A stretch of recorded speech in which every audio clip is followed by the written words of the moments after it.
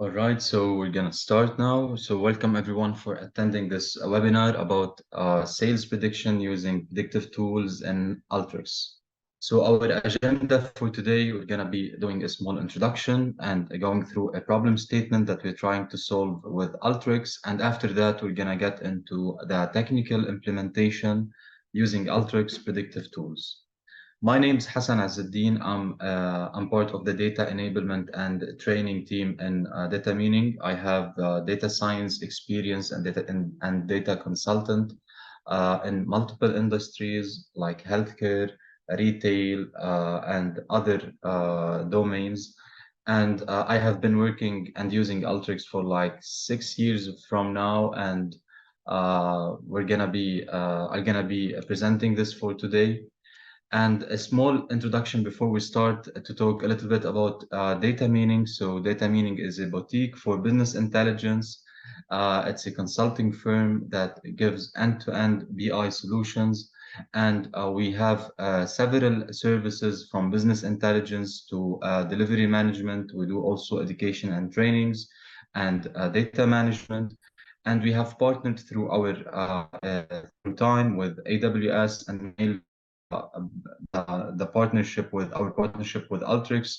We've been partner of the year for with Alteryx for the year 2022, and other partners like Matillion and Tableau, where we use those tools to provide our data solutions for different companies. So this session, we're going to be talking about, we're going to be predicting some prediction using Alteryx, and the challenge in implementing a predictive model that we're trying to use in Alteryx is basically summarized in two main titles. The first one is the complexity of selecting and tuning. For those who are familiar with implementing machine learning predictive algorithms, there is some workflows that implies using and tuning multiple predictive models in order to check for the best accuracy and have this balance of accuracy with respect to the data you are trying to predict. And for this to be properly accomplished, users must navigate the steep learning curve of advanced analytics in order to make sure that everything is implemented properly. And the second main challenge is maintaining compliance with like data privacy regulation and demonstrate a clear ROI from the adoption of predictive tools that we're going to be showing in it. So mainly those two main challenges will be tackled, and you will see in a bit how in Alteryx it's as easy as using a graphical user interface to drag and drop some functionalities from Alteryx to do this kind of implementation and the tuning for multiple models in one single run. So the solution is, as I was telling you, to automate this training process. And in addition to running a predictive model and getting some predictions or forecasts for the sales, which I'm going to get into it in a bit, our sales prediction use case, we're going to be getting the output of those predictions and push them to Snowflake from Alteryx, from an Alteryx workflow. And we're going to go through a step-by-step implementation after this presentation over here. And in case you have any question, feel free to drop a question in a Q&A, and I promise you I'll be having a look every like 5 minutes, 6 minutes in case you have anything, and I will be answering your questions. So as you can see, this is our Alteryx interface. So I have organized like a placeholders for the blocks we're going to be using for today. So before getting into the technicalities, let me tell you more about the use case we're trying to solve. So basically over here, we have a training data set and a test data set for a, let me check. Okay, I can show it to you over here. So basically we have a data set for a restaurant that have multiple branches, in different locations. And we have basically this basic data set for the number of orders per center. So every center refers to a different branch in our use case. And the number of orders is split it down based on the meal. So in every center we have in this data set what is the meal ID given, the price and the base price for that, and the main and also the main column in our data set, which is the number of orders. So in our use case for today, we're going to be trying to predict this number of orders based on the given parameters or columns that we have in our data set. But before implementing this predictive workflow, we're going to be doing some data enrichment. So basically over here, we have a different data set.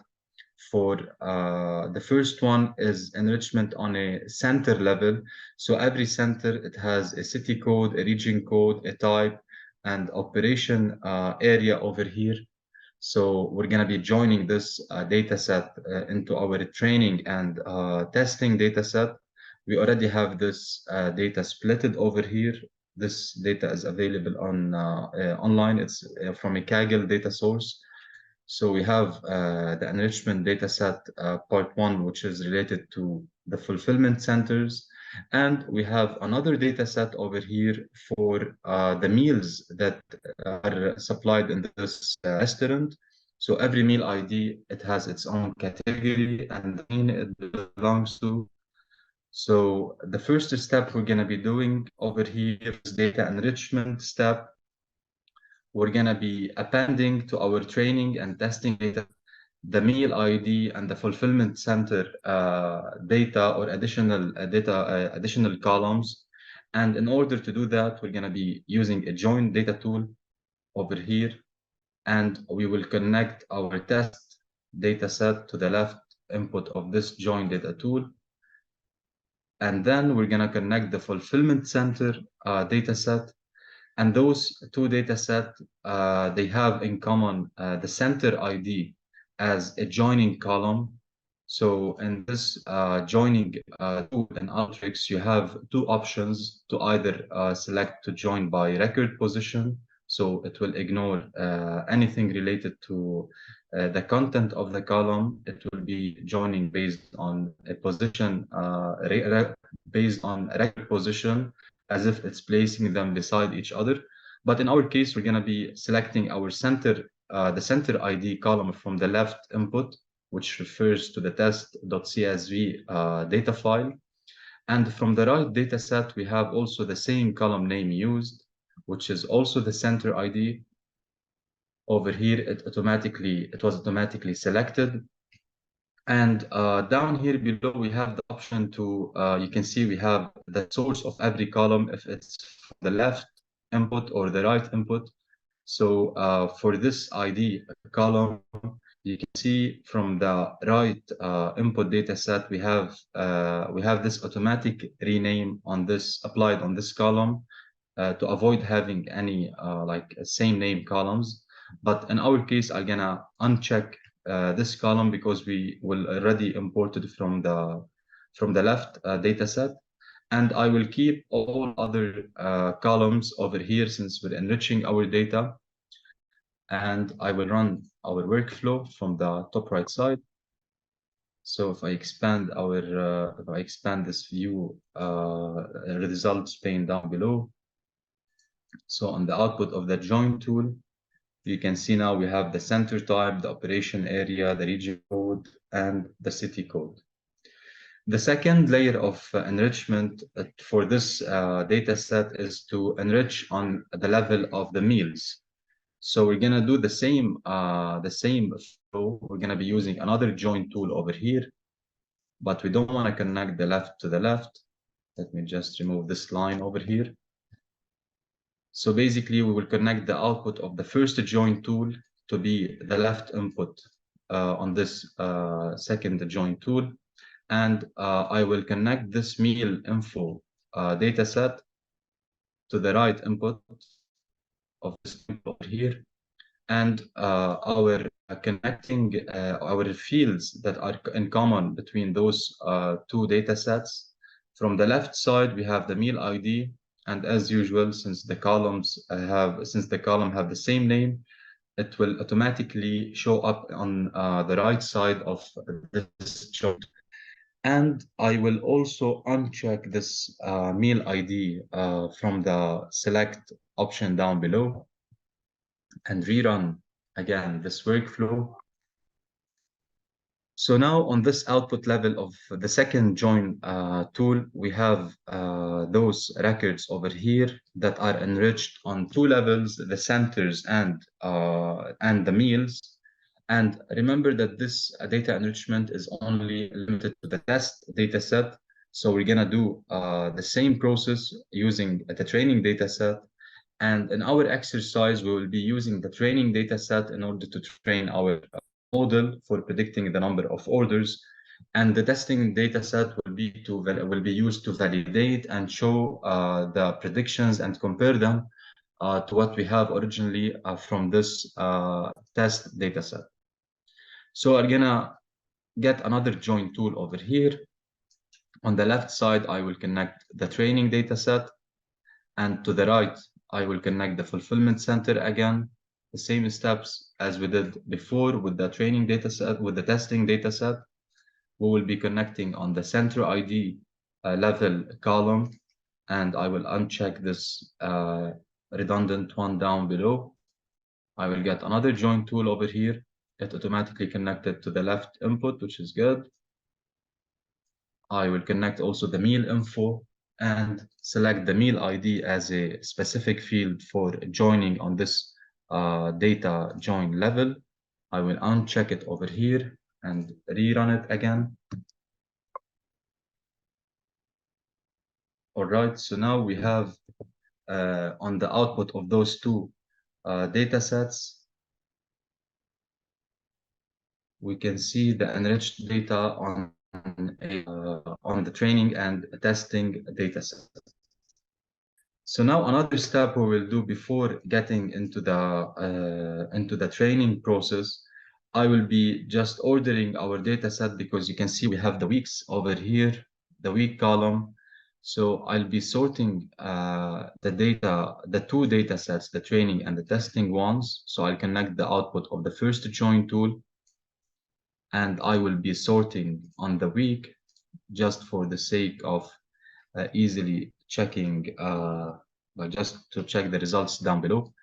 And we'll also get another sorting tool for the training data set. I will connect the other output from the join tool that is related to the training data set. And we will be ordering or sorting using the week column in an ascending order over here. And let me run again this workflow. So now you can see like weeks are ordered in an ascending order. And one thing to notice over here that the count of the data set, the transactions that we have. So down in the training data set, we have around 282K. And here we have 174 for the testing data set. And before getting into the training workflow, if you check from the metadata down below, you can see that all the columns in our data sets are of the same type, which is the v-string type, without any without selecting the appropriate type for every column. So it's it's an important step to do, like a kind of conversion for the column types for all the columns that are available in our data set. So for that, we have an Alteryx in the preparation tool palette, the auto field block over here. I'm gonna add it for both training and testing data set. So in this block will just convert every column to its appropriate or to its best fit type.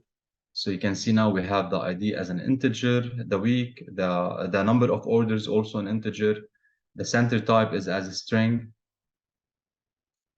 So everything now is being prepared or being converted to its right data type. And this level over here, we're gonna start our predictive model. We're gonna start building it. So in Alteryx, let me get it from this top right toolbar. So over here, we have the assistive modeling from the, let me just hide this. Okay. So we're going to be using the assistive modeling uh, from the machine learning tool palette over here. So for this assisted modeling, it's an interactive way to build your predictive model and do the right data or column feature selection based on some mathematical calculations that will be automatically held by Alteryx. And we're gonna go through the step-by-step process over here. So for the training data set, I'm gonna be connecting it to this assistive modeling block in Alteryx. And whenever we connect it over here, we need to run our workflow in order to have our data presented on the input of this assisted modeling block. And after we run our workflow, we will get into the step-by-step procedure from the assisted modeling block. So we're gonna wait a little bit for that to finish. So basically what this block will do in our case, we will build a predictive model interactively. And once we're done with selecting and running those models in the assisted modeling interface that you're going to see in a bit, you can directly import a workflow to your Alteryx workflow, actually. It will add up over here, it will add a set of new blocks that are related to this machine learning interface without the need of configuring every single block, since you're going to be doing it, we're going to be doing it from the assisted modeling interface. So now after we run our workflow and is available on the input level over here, we can go to we have two options for the assisted modeling. You can either select the assisted one that will be helping out the user to select which model to use, or you can use it in an expert mode where you do not need any assistance in that. I'm gonna be going through the assisted modeling step over here. And once you click on it, you will see this new window showing on the screen. It will show you the step-by-step procedure required to do this predictive model building. It will need a little bit. It will be like not more than 1 minute just to load and have everything in place. All right. So before we start to build our assisted through the assisted modeling track. So basically, in brief, before getting into that, there are 6 main steps in this assisted modeling interface. So the first step will require from us to select what is the target column that we are trying to predict, and based on this column type, we will select what is the machine learning method required. Like, is it a classification or a regression use case? After that, you can let the assisted modeling to automatically build everything after that by setting the data types, cleaning up the missing values, selecting the features, or we can go step by step over this. So we can do data type conversion over here because it is the assisted modeling. But if it was like not using the assisted modeling, if we were using the native blocks, we would be relying on our own data type conversion, similar to what I did that I showed you before this step, to use the autofield block in Alteryx. And then we will be cleaning up the missing values in case we have some missing values, and we can include some data points for those missing values. And Alteryx will give us some recommendation in doing that. And after having like our full data set without any missing value, we will be selecting what are the features to be used in order to predict our target variable. And after that, which is the last step, we will have multiple algorithms available based on the machine learning method we have. We can select multiple algorithms to run at the same time, and it will be evaluating all the algorithms selected, and you can select the best performing one and import it to Alteryx. I'm gonna start building that. So as I've told you before, the first step, we need to select the target variable. So in our case, the target variable is the number of orders. And once I click on this option, you can see the available machine learning methods that are either classification or regression. It will automatically select the regression option because it detected that the number of orders is a number. So we're trying to predict a number over here. If you click on next, we will select the step-by-step procedure from here. And over here, since I have already done this data type transformation from the auto field, you can see everything is still the same, almost the same from the numerical, like everything that is integer, it will be a numeric data type. And anything that is a string will be a categorical one. So it's not treated the same way as the numerical columns are treated. So I'll keep everything as it is over here since I'm a transformation. And now in this step, we will check if we have any missing values. So this data set has no missing values since we know that like it is already published without any missing value from Kaggle. So we're gonna skip this step over here. And an important step before selecting algorithms to run, we can check what is the best feature to select. Usually, like this one, it treats every column as regardless of what it looks like what is the type of the column. It applies some. You can see on the glossary on the right side. It applies some grading or evaluation methodology to calculate if a column is a good predictor or not, and how much is the level of association between this specific column and the output that we are trying to predict. So it applies this on overall the columns. To be honest with you, sometimes it miscalculate or actually it misinterpret some features. Like in this case, the ID, it should not be showing any good prediction signs since we already know it have a very high variance. But it could be in our case that this ID column it's not showing like this, but I'm gonna ignore it regardless of what this feature info is showing.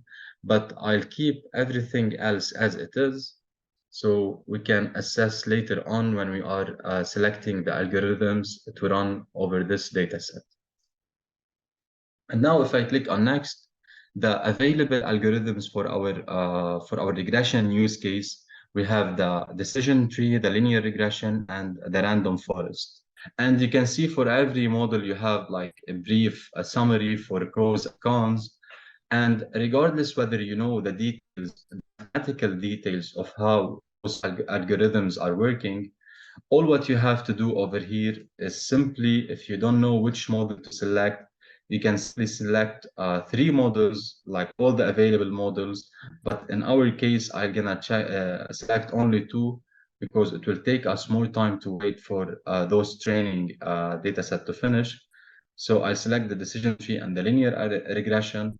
But regardless of how many models you are selecting, at the end of the day, once you're done from this step, you will be able to use the RMSE metric, assess which model has the lowest error rate that you were selecting it. So I'm gonna run our assisted modeling interface. I will run those two selected algorithms. So once they are running, you can see on this leaderboard over here, list those columns, those two algorithms are running. So we're gonna give it time to finish training on our dataset. And once those model training, you can go through some interpretation, and even you can check what are the configuration for this model to have the best form of it. But everything will be ready once those two models are were done from the training process. So right now we can see nothing over here. We'll give it some time. In the meantime, if you have like any question, feel free to ask me about it. You can see in the Q&A section on Zoom, you can post any question you have. So it should be almost done. So the reason it takes time is that it tries different configuration methods on every single model selected. And this is like the same process of hyperparameter tuning. So, you know, every single model, it has its own configuration. So that's why it takes a little bit like more time to wait for it until it's done. All right. So now we can see that we're getting some results. Tree had running over here. Still the linear regression is running in the background. Okay, so I'm gonna go through the details for the first model. So in the comparison, there is nothing to compare yet since the linear regression model is not done yet. But for this specific model, the decision tree, you can see like this scatter plot. All right, so basically this scatter plot will be showing distribution of the predicted values versus the actual value. So this is like the prediction line, and those are the value distance between every single point with this curve of prediction will be representing the error value. So this value is showing a very big difference over here, but definitely in this part, like in between the 0 to 1000, we're getting more accurate results since everything is almost aligned with this prediction. And some interpretation over here, you can see right now it's showing more insights. And if you remember, like the category column from the meal, it's a meal related column. It's showing a high feature importance compared to other, like compared to the center type at least. The city does not really matter compared to the price, which also makes sense. And also the cuisine, it's showing high feature importance. And over here, you can see what are the configurations that we have, what are the RMSE values, if there is any dropped features. So and now since the linear regression is done, you can see that it is performing, that the decision tree is performing better compared to the linear regression. And that's why you can see this sign over here to select the decision tree. So I'm gonna check the decision tree option. And once, and over here in the comparison, you can see that we have like different scoring related to the RMSE for both models. So the RMSE represents the error value, the combined error value of all predictions that we got. So basically, you can see the linear regression was showing high error rates. So that's why the decision tree is it's more accurate in our case.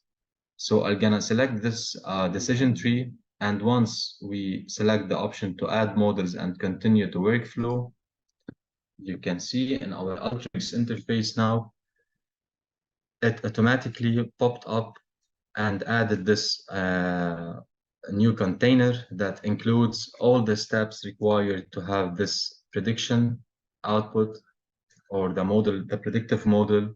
So the steps that we were doing are now translated into Alteryx blocks, from setting data types to cleaning up the missing values, selecting the features. This is a hidden, like a hidden step that we did not get into implicitly. Alteryx or the assisted modeling will be doing some one-hot encoding, and this refers to the categorical columns that we have in our data set. So those categorical variables will be transformed into a numerical one by the one-hot encoding method.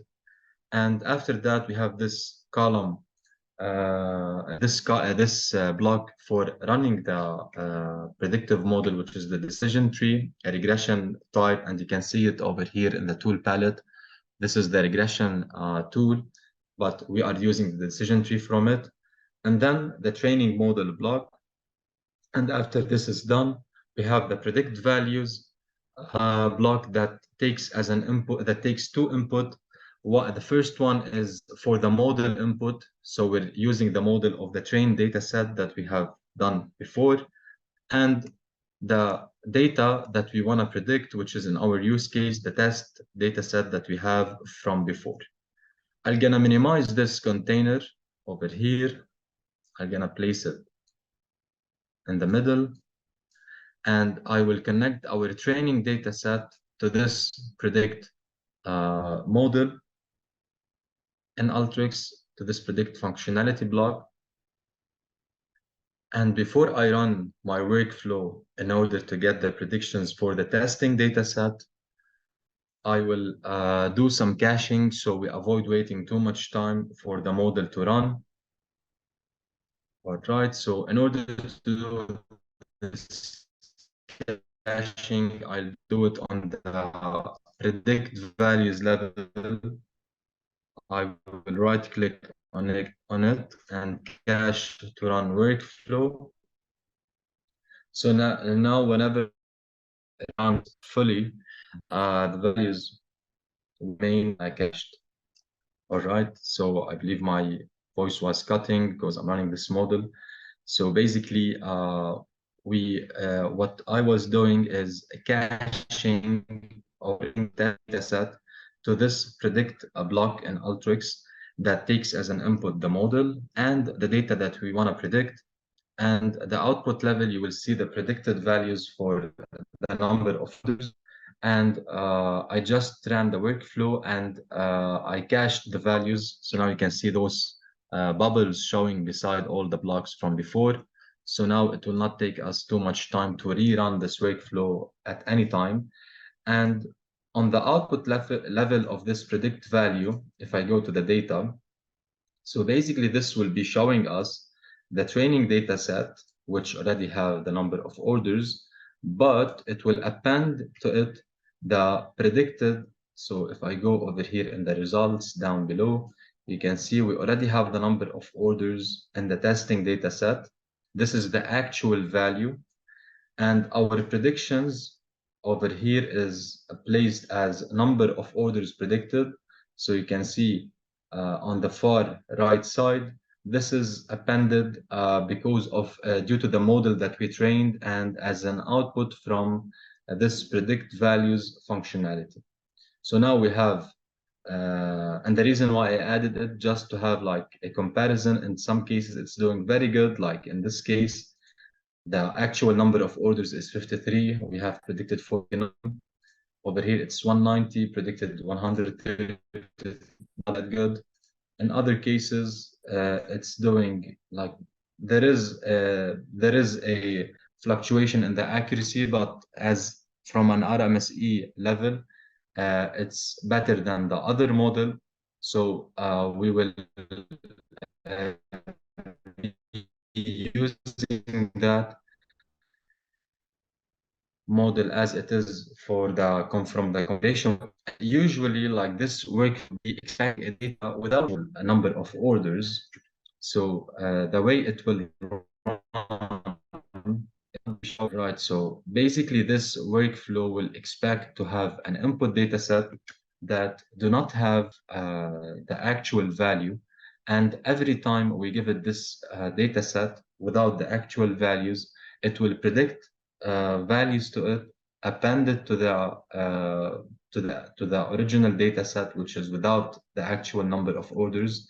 And in this exercise for today, we're aiming to push this data set into Snowflake.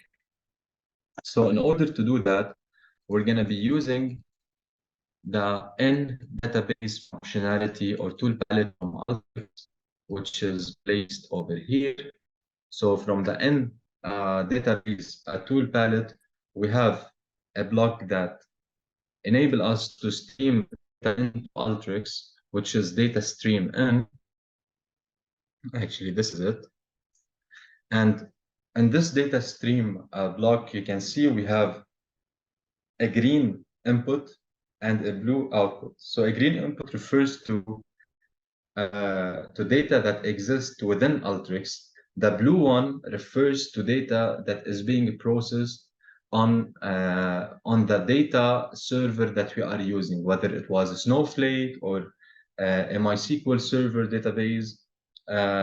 This in database gives us the capability of using the computation power of the database server that we are using. You can do joins over there, and it will not be accessible over here until we stream it out. So imagine it's like we're getting into a different mode from a data that is available in Alteryx, and we're going to be streaming it in to Snowflake. In the meantime, I'm going to go to my Snowflake instance. So here I have this Alteryx demo database. I have those tables over here. It doesn't matter, but it's just a matter of what matters over here, that I will show you how we can push this prediction data set directly to Snowflake from Alteryx. So for that, I'll be connecting our data, our output from the predict values block. And for the configuration part of the data stream in, we have already configured the data stream, the connection to our Snowflake instance. So I have it over here. And the creation mode, in order to append or to add this data set, we will be creating a new table. Now, at any time that I run this workflow, it will create a new table with the table name that I assign it from here. It will be reflected in Snowflake. So the table name would be sales prediction. And this table name should be showing in our Snowflake instance after I run the Alteryx workflow. It should be showing over here.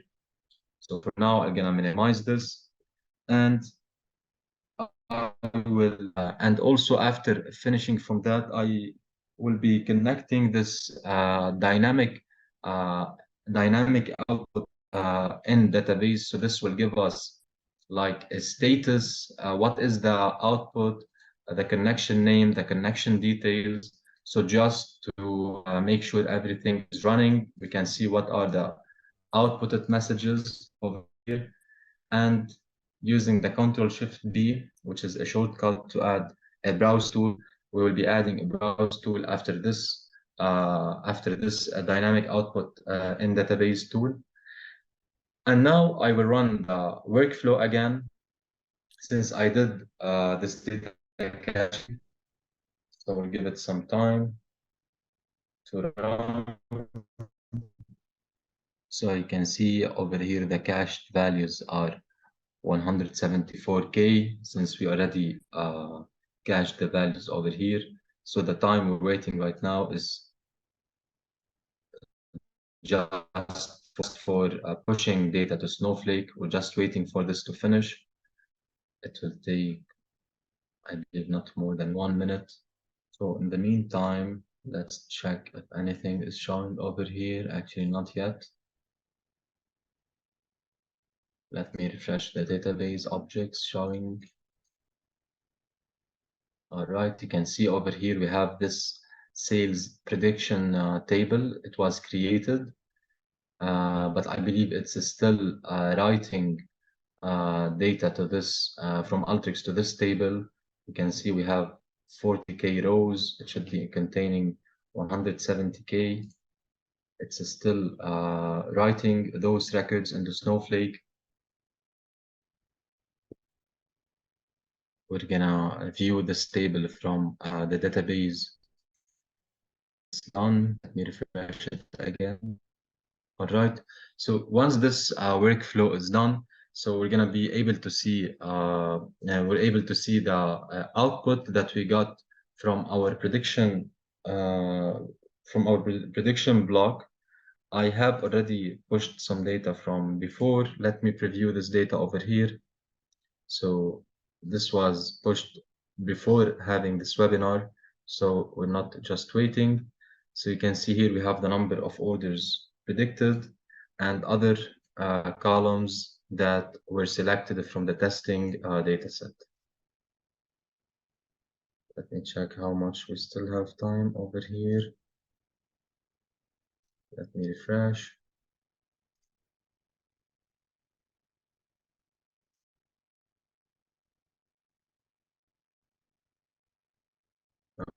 Okay, I'm gonna pause this Alteryx thing so it does not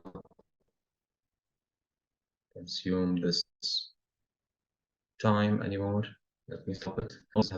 In our Snowflake instance. So let me just refresh again. So we have pushed the 70K records from the sales and this sales prediction. Okay. So over here, I just stopped the Alteryx from running because we don't need to wait for the 170K, but you can see we have the only 70K pushed, rows pushed over here, and they are showing this ID and all of the other details that are related to the testing data set.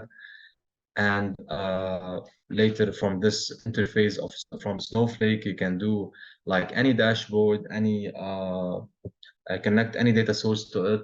And this Alteryx workflow, as I've showed you, it can be stored and like just gets in any new data set to be used for prediction. And once this workflow runs, it will reiterate the same process, whether you want to rerun the training stuff or even just run the prediction part of this workflow. That's it actually for the technical implementation. And we can start if you have any question, like you can start the part. Feel free to drop any question if you have one. What does connect in DB tool? Okay, so in order to connect to Snowflake, the connect in DB tool is a tool that is used to connect to our Snowflake instance. But the only difference in Alteryx is that anything related to in database tools, it runs anything related to the functionalities, like you have multiple functionalities as joining, filtering, running a formula. Those functionality will be running not in our Alteryx instance. They will be translating the filtering option. Let's say we're going to be using the filter option, and whatever you select from the filter configuration over here, it will be translated and it will run on our Snowflake instance and gets back the output. And after that, in order to get the output of this SQL query that you're running, you can just simply data stream it out using this functionality, and it will run any database related queries in database, unlike like the other connector to the database, which is like you can do it using the input data tool. Any other question? All right. So if we don't have any additional question, we can wrap up this webinar. That's it for today. If you have any question, feel free to reach out to our data meaning, the email that you have. And thanks for attending, everyone. And stay tuned for coming webinars and more in-depth data science or machine learning related workflows and use cases we're going to be working on for the coming webinars. Thank you, everyone.